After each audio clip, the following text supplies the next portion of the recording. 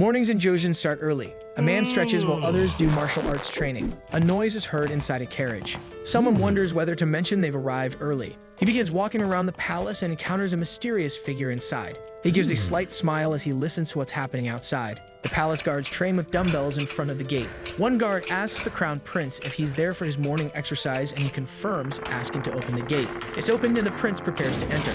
Inside, several people train with weightlifting equipment, and two men talk about their results. One says he didn't recognize the other because he lost so much weight, and the other compliments his colleague on his muscle gain, commenting on his broadened shoulders. They then start posing, boasting about their bodybuilding. The prince looks to the side and notices something. A man appears extremely exhausted, saying he's only halfway there, wondering why it took him so long to reach halfway. The prince also observes a man bench pressing with all his strength, pushing himself to the max. He notices another squatting with heavy weights, everyone giving their all. He wears a psychopathic expression, thinking their muscles are being perfected. In his past as a bodybuilding instructor, there was nothing he wanted more than this. Choi Young-jik, a common young man from the Republic of Korea who studied food and nutrition in college just to become a complete fitness coach. He first learned weightlifting in the military, being in a frontline unit with no recreational activities. Naturally, going to the gym became his only solace, and even after returning to college, he didn't give up his workouts. People in his history class wondered what a physical education teacher was doing there. And as the semesters passed, our Korean Ronnie Coleman kept getting bigger. Anyway, thanks to that, he got his Class 1 certificate. It was the occasion that sparked a celebration with his friends. If there was anything different from usual, it was him drinking alcohol, which he normally avoided for the sake of his muscles. In his room, Choi snacks while wondering whether to watch YouTube before bed. One of the recommended videos is the reason why the great King Sejong had a short life. Choi thinks it's because he didn't exercise. Already drunk, Choi reflects on what life would be like for a bodybuilder back then. Because of this idea before bed, we'll see the history of Jojin being rewritten by a bodybuilding enthusiast. He fell asleep drunk, thinking it would be really fun. After his sleep, someone says the crown prince must wake up. Choi opens his eyes in pain, wondering where his foeman is. But he notices something different when he hears the rooster's crow. He gets up, believing he actually drank too much. But upon noticing his hand, he realizes he's in a different place and wonders why he hasn't woken up properly yet. But now that was his reality. Choi seems confused by the situation and lets out a scream that echoes everywhere. A servant says the crown prince must wake up now, sighing in front of his quarters. Choi wonders why this is happening. He regrets becoming an anchovy. Choi becomes desperate, trying to deny reality. But he ends up opening the door and one of his servants greets him. He looks outside his residence and asks about his name. The servant doesn't understand the question but informs that his personal name is Yu and Suji is his courtesy name. Choi asks if his father's birth name is Yi-do, and the servant confirms. Yi-do, the fourth king of Jojin, also known popularly as King Sejong the Great. If his father is King Sejong and his name is Yi-do, in history, he is known as the Great Prince Suang. Finally, he is outraged to have ended up in the Jojin era. The protagonist thinks everything seems very real and must have really gone back in time. Someone calls for His Majesty, stating that Prince Jinyang is entering. Although it's natural to be nervous when encountering something unknown, the thought of seeing that person made Choi's heart race. The most important person held in high regard by all Korean citizens. He's about to have an audience with the great King Sejong, and as a history student, this is an exciting moment. While His Majesty welcomed him, our hero couldn't stop thinking about how everything about him was good. But reality sets in when His Majesty says the reason he called him is to give an order, and thus we are introduced to an extremely overweight version of the king. He asks where the prince is looking and questions if he's a bit sleepy. When asked what the problem is, the prince apologizes. He says that since the king has carried out numerous benevolent actions in handling state affairs, he has been considering what kind of decree he wants to consider for an inexperienced and careless child like him. The king asserts not to say he's inexperienced and says he values the prince's talents, so he plans to appoint him as a provincial governor. The king asks him to go to the nobles' hall and rewrite the books in uppercase letters, and the prince affirms he will obey the orders. Already in the Hall of Nobles, Choi thinks he finally had the chance to visit this hall, and someone informs that the books rewritten by him will be even more valuable. Our prince asks not to praise him too much, and that his brother's handwriting is much better than his, and the servant says it's kind of him. In his thoughts, Choi believes he not only understands their speech but also the written characters. It seems that the memories of the original body's owner remained. Choi then reads and realizes that the letters in the books are not small, but the king said they cannot be easily seen. About the great King Sejong, after the protagonist's observation, he diagnoses him as severely obese with an BMI greater than 35. Furthermore, his face is excessively swollen, and despite the cold morning air, he was sweating. In conclusion, diabetes or impaired glucose tolerance, this is the pre-diabetes stage. He thinks this situation is clear because later in history, King Sejong will pass away. In the end, Danjong becomes king, so he thinks he won't let that happen. A man approaches, catching the prince's attention, and says it's strange coming from him considering his preference for living in the mountains. This is his older brother. Choi asks what brings him there, and his brother explains that he is there to check the books their father will read in advance. He asks him not to mind him and to continue what he's doing. Choi tells his brother that he read after a long time, so some were difficult to read due to their small letters. And he explains that he received the order to rewrite the books with reasonably large letters. His brother says it seems there's a different intention in his words and asks if he also noticed their father's presbyopia. Choi asserts he was just guessing. His brother says he's usually arrogant about such things but changed in a short period. Choi asks since when his father's symptoms started, and his brother replies it was about a year ago, and that it's different from common presbyopia. No one knows about it yet, so his brother asks to keep it a secret. Choi wonders if he acted naturally, and his brother leaves. He thinks he was nervous during that conversation, and that the back of his neck is now stiff. He then makes some movements and puts his joints in place, thinking how wonderful it is. A man there asks what the prince is doing, and that if his neck hurts, he should massage it instead of moving like that. Choi then realizes the men don't know stretching. At this time, there are doctors who can give massages, but they're not very effective. Due to a lack of knowledge in anatomy, it's natural not to understand the relationship between muscle shapes. He thinks he should explain to them in an easier way and asserts that he strained his neck while horseback riding some time ago. He suffered because his neck was stiff, but when he moved his back, he realized something loosened. And now, asking them to look at him, he asserts that what he's doing is effective. Everyone then starts a stretching session, which ends very well, leaving those two men on cloud 9. The next day, people talked about the stretching techniques taught. Someone comments that their neck, which was as stiff as a rock, now moves again and remarks that they don't need to go to the doctor anymore. The modern stretching methods that Prince Suyang taught quickly spread among the scholars in the nobles' hall, but the great prince's greatest concern remains. In wooden and thatched tents, someone asks if anyone is there, while the protagonist walks with a woman who tells him to come out and greet their guests. The cabin owner notices the arrival of the great prince and asks what matter they have to discuss there. Our protagonist informs that he's there to buy oil and is looking for one with sesame, but not perilla or paulownia oil. The man informs that besides sesame oil, they only have soybean oil, which will cost 3 mals, and Choi affirms he'll give him 5 mals with the low-quality oil they have.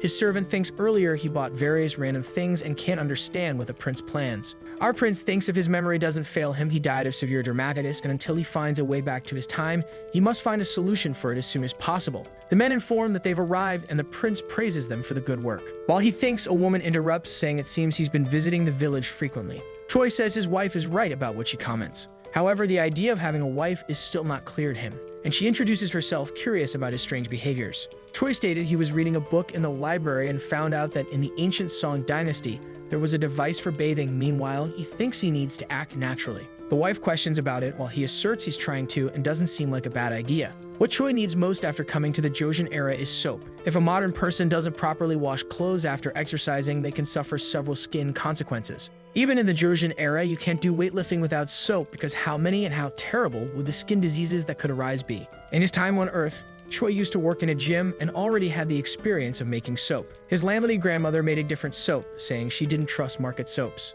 The recipe was surprisingly simple. Just mix water with burnt straw ashes and natural olive oil and add powdered herbs to heat them. With this method, even in the Joseon era, it's possible to make soap. The woman asserts that oil dirties the body, and she would have never imagined that the material for washing the body would be oil. Choi says he's determined to try various things. The book states that boiling water from bush sprouts completely removes stains from clothes, and even tough stains are eliminated. His wife then falls silent and leaves, saying she hopes it really works that way. Choi, in turn, thinks about what's happening and believes the harmony doesn't seem good. On another morning of the location, soap making begins by Choi. He thinks the saponification process is a success for now, and to find the perfect ratio, he has to keep experimenting. However, just by looking, it doesn't look much like soap, and Choi wonders how effective it will be in cleaning. So he decides to try it first and realizes there's still a lot to improve, but the cleaning ability is acceptable. Although the main ingredient is sesame oil, so the smell isn't very pleasant. He thinks that if he solves the smell problem, it'll be possible to produce on a large scale and wonders if he can end up selling abundantly in the Ming dynasty. The next destination now is King Sejong's health. It's said that even King Taejong, known for his strict approach, gave up trying to make King Sejong exercise. For a king who doesn't listen to his own father, a second son who's not even the crown prince trying to make him exercise would make him extremely irritated. Thinking that in the end, to convince the king, he must logically convince him. Choi realizes even his physical form is a problem and can't teach weightlifting with a body like that. To increase persuasion, he must achieve a 400 kilograms lift in the 3 main disciplines and about 670 pounds in muscle mass, making a pose in the middle of the bath that leaves people in the place confused. The next step is to turn weightlifting into an academic discipline and create a book containing that history. Choi thinks of a saying that mentions prestige and good reputation. If they improve the bodies inherited from their parents, this would be filial, so he'll make a book that records the discipline of building oneself and shaping the body, named Bodybuilding Secretary. Later in the palace, the prince began to exercise by doing pull-ups on a piece of wood connected to a door. After finishing his session, he wonders what talented body it is.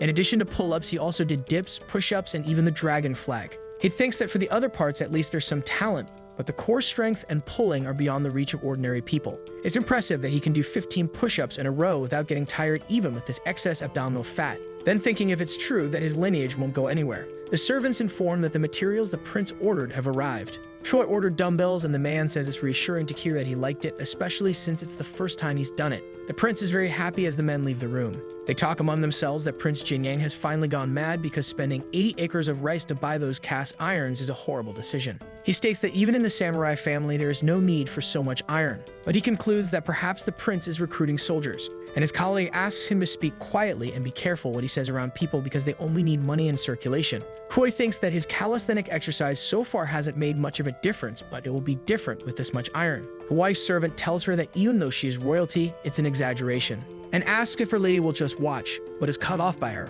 The servant asks why she doesn't try washing her body with oil and criticizes the protagonist's decision to spend 80 acres on a bunch of iron. The prince's wife thought he was obsessed with hunting for a long time, but now he was obsessed with strange objects and doesn't know what she did wrong. She then tells her to stop saying those things, leaving her servant a little embarrassed. She reminisces about good memories with the prince, like the day he handed her a rose, but today it's not the same anymore, and she cuts one of the roses she had received, thinking she wants to sleep early this day and doesn't need attention from others. The woman then starts to take her bath and observes the soap made by the prince. She wonders if she should wash her body with it and decides to try it once, thus passing the soap over all parts of her body and realizing that it was very different from the usual. Choi came out of his bath thinking he really needed to lift weights to feel like he had exercised. Suddenly, he hears a noise and asks who's there. He realizes it's his wife, and she comments that the soap called Dirt Remover is great, but the strong smell of sesame oil is a problem, and if she bathes with it every day, someone might mistake her for an oil vendor's wife. Choi then asks if it would be better to use pig oil or beef oil, but remembers that it is a very expensive product and with a not-so-different smell. Instead of selling to the Ming dynasty, this will become an exclusive business for the nobles of the Joseon dynasty. He says he found an easy solution to solve that and asks what she thinks of mixing camellia oil, affirming enthusiastically that it will surely have a better smell than sesame oil, thanking his wife and leaving her blushing. In the Gakon region, a man greets the great General Jin Yang. Our prince says the man's face is engraved in his memory and asks if he participated in the hunt last winter. Trying to drive the deer out of the thicket, the man's body was very hurt. People went through a lot of difficulties, and now the prince came to compensate even if it's late. Choi says he would give him his silver, but it seemed wrong and states that for his house, every 15 days, 2 bags of rice and eggs will be sent along with chicken meat and more things. Our prince asks him to make sure to use this especially with his family, and the grateful man asks how he could repay for the kindness. Choi, in turn, states that there is no need to repay, just to inform every fortnight the growth and weight of his children. He promised to provide food for 20 families, and with that, he recorded the weight and height of the children, giving a balanced diet focusing on proteins for 10 of them. And for the other half, a diet focusing on carbohydrates and fats is provided. Next, changes in the physical shape and mutual abilities of the children will be recorded to use them as reference data. In his thoughts, Choi gained an advantage over his father when he convinces him to exercise. A blacksmith hammers on a sword while the protagonist asks a man if he can do what's on paper. The man says he can't read but understands numbers, and a round piece of iron weighs 30 kilograms, the same weight as 3 lids of the Warsaw-style pot. He asks if the protagonist plans to fit them on a pointed pin, which Choi confirms. He asks if this means that 4 will be placed on each side, and is shocked to think that if there are 8, it will be 240 kilograms. The prince says that to be honest, in the end, an even more powerful weight will be needed, and that this bar must support at least 300 kilograms. Our prince then takes a paper from his body and tells the man to wrap the iron plate in a bar about 3 feet long. Our prince thinks that is interesting, and with the technical capabilities of this era, maybe it is possible to make a gun. A man says he believes His Majesty will certainly appreciate the invention as it deserves. Our protagonist thinks that since he took over this body, the prince's image has improved, and in this case, he is there exactly to restore order. Suddenly, the prince's attention turns to the man next to him. By activating the coach's eye, he realizes that the man has a standard body constitution, excellent shoulders and triceps, wide muscles resistant in the back, dense muscles in the shoulders and trapezius. Choi thinks this guy is an illegitimate son, so he can't become an officer. However, he is the ideal candidate for the initial tests. Choi says he wants the man to become his first student on the path to the perfection of the body, and if everything goes well, he will have no rivals in the entire ocean. The man fills with happiness, believing he has gained an advantage, and asks how he can thank his lord. Choi, in turn, says there is no need and just to trust him, thinking that the man doesn't even suspect what he's getting into. In his quarters, the crown prince is summoned by our hero. He wonders if Choi really came, and Choi confirms that he did. The crown prince analyzes our hero's body and says he has noticed many improvements and is curious about where this encounter will lead. Choi says that apparently creating new training methods instead of hunting improves his body, and that he actually came because he would like the prince to take a look at something. The crown prince asks about the new training method and what it would be. Our hero then presents the soap. The crown prince says that it is truly a miraculous substance that removes contaminations. However, the price of camellia oil is very high. But if it were just an expensive oil, it would be a waste of rice. So depending on the manufacturing process, it can become quite economical. The crown prince asks to borrow the brush for a minute and says he understands. Our protagonist suggests that he managed to get rid of dirt with the help of the soap created by Prince Jinyang. And to avoid dirtying the books, all employees should wash their hands with it in the morning and at night. The crown prince says that in his opinion, despite the high cost of the soap, almost everyone will be able to afford to use it. But considering the novelty of the product, people still won't buy it. Our prince then asks if he plans to force all employees to use it. However, it is denied by the crown prince, who says it will be better to present it in a way that hints at the benefits so that they will want to use it on their own. Choi thinks that this will be like a free sample currently. The crown prince says it is easier to distribute widely if private negotiations begin, and then a tax can be introduced on it, which will be a new source of income. Choi thinks the tax is really a good idea and that it's not for nothing after all. He is the first son of the great Sejong and the future King Munjong. In the blacksmith's hut, a man asks if they are sure that the great Prince Jinyang ordered that, and the men affirm that they are. The man asserts that they know what will happen if they make a mistake, and the blacksmith wishes the lord a good trip. One of the blacksmiths asserts that the items ordered by the great General Jinyang must be immediately melted down and destroyed, but the other says that the deadlines are approaching and the damages will be colossal. His colleague, however, questions if for him coins are worth more than life, and if they are, then he should proceed, affirming that they do not know the prince's intention in making these iron bars. The wanderers from before continue through the village,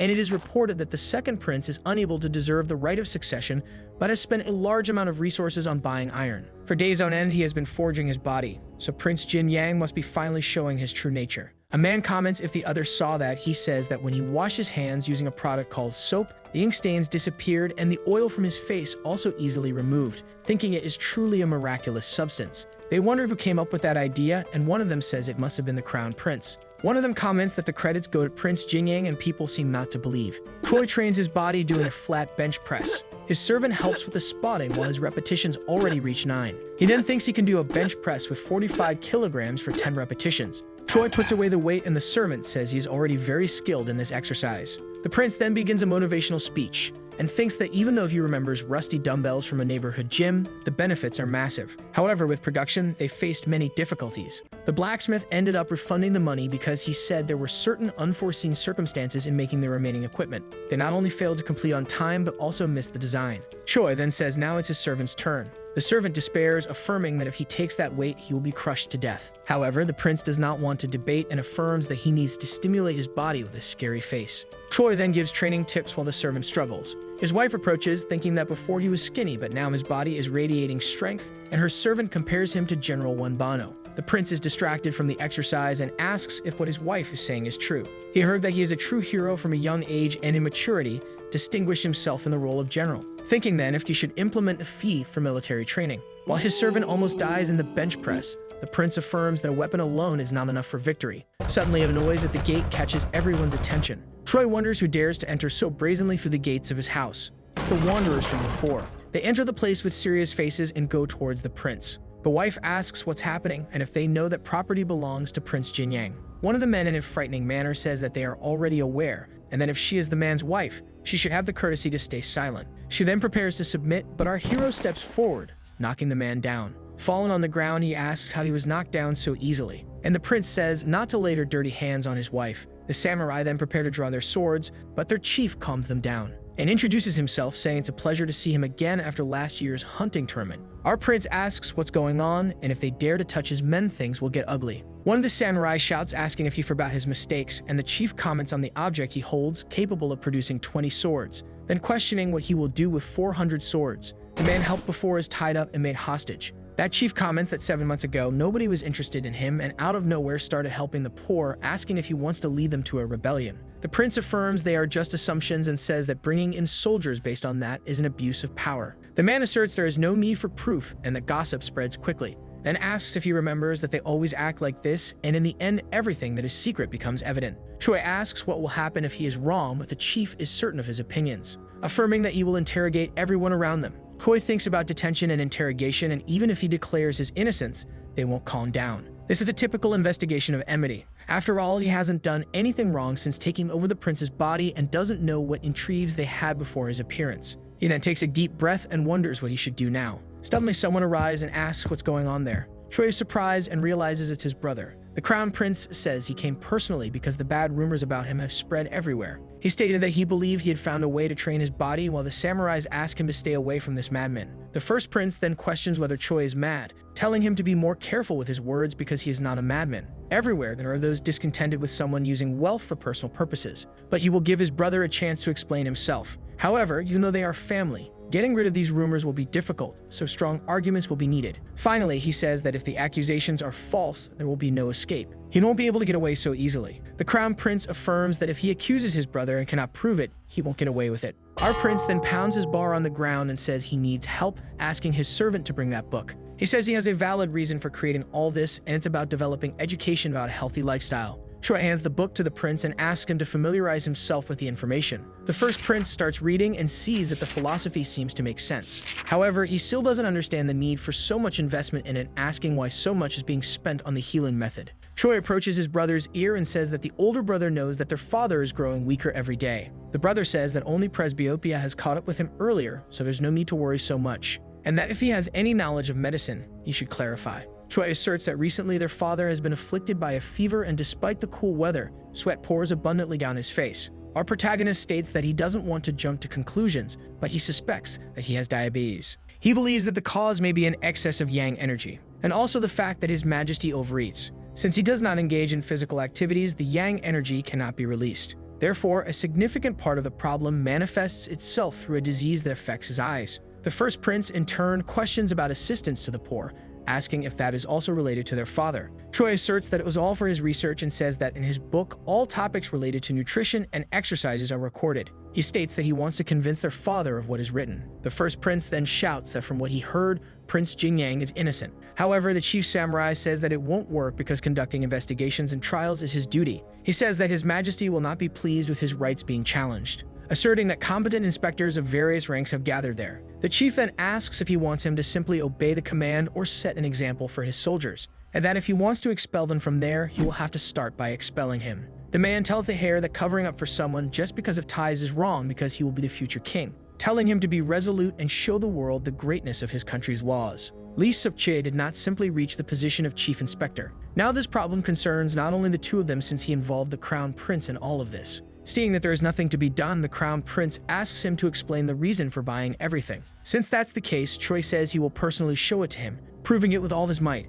In the king's body, yang energy has accumulated, which affected his vision, resulting in presbyopia, but he believes he can overcome diseases by strengthening the body. Everyone knows that Your Majesty spares no physical effort. However, if we demonstrate to him an unprecedented power, he will be interested. If we show strength equivalent to the achievements of Yan Yu, he may abandon his skepticism. Choi then says that if he can't convince them, he won't convince his father. The crown prince again draws everyone's attention, explaining that Prince Jingyang has been developing healing methods for the people, and these adaptations were created for this purpose. The chief asks if he's really using that for training, wondering about a piece of iron that weighs more than a sturdy pot. The prince says he just realized that maybe the purchase of everything was for the inspection. And if he's right, why not allow the young man to demonstrate his abilities to clear his name? One of the samurais then says he will check because in strength he is the best, and if the prince loses, it will be clear that he lied. Choi then stretches and prepares for the competition. The two lie down on the bench press, and Choi explains about the exercise, giving details on how to do it correctly. The soldier asks if it's not just a matter of strength and if the prince is afraid of losing.